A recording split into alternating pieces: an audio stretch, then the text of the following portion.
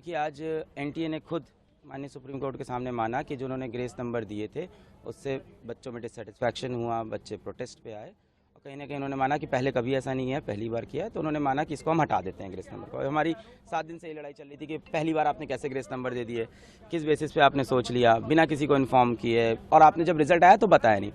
अब इससे मेरी प्रॉब्लम क्या क्या है, और उन्होंने एनटीए ने ये बोला है और माननीय सुप्रीम कोर्ट ने भी एग्री किया है कि जिन बच्चों को ग्रेस नंबर मिले थे 1563, उन बच्चों का या तो री एग्ज़ाम हो जाए, जो कि इन्होंने डेट दे दी है कि अप्रॉक्सीमेटली 23 जून को, या तो वो बच्चे अपने बिना ग्रेस के जो नंबर हैं उस पर हैप्पी हो जाए, यानी उनका ग्रेस नंबर काट दिया जाएगा। ठीक है, अब री एग्ज़ाम हो उन बच्चों का जो देना चाहते हैं 1563 में से, और जो नहीं चाहते हैं उनका ओरिजिनल स्कोर रहेगा।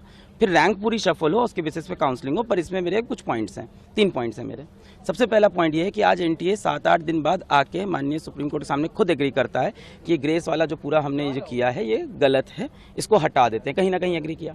सवाल ये उठता है, ग्रेस देके क्या उन्होंने खुद बताया था? नहीं बताया था। जब हमने 719 स्कोर पकड़ा, 720 तब बताना। तो क्या एनटीए और भी ऐसे बहुत चीज़ें करता है जो हमें पता नहीं चलती? क्या और डिस्पेरेंसीज है जो एक बार हमें अंदर घुस के देखनी चाहिए?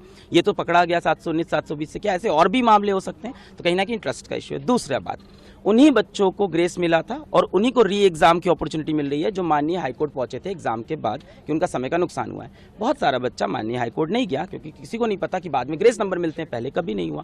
और 18 साल के बच्चे को नहीं पता है कि मुझे पेपर लिखने के बाद अब हाईकोर्ट जाना होता है। तो मुझे लगता है यहाँ पे राइट टू इक्वालिटी का वायलेशन है। तीसरी बात, पेपर लीक का जो मुद्दा है वो ओपन है, उस पर सुनवाई होती रहेगी। और आज माननीय सुप्रीम कोर्ट में जजेस ने खुद बोला कि मान लेते हैं काउंसलिंग हो गई, मान लेते हैं एडमिशन भी हो गया और तब कुछ प्रूफ होता है, तो we have all the powers to revert everything.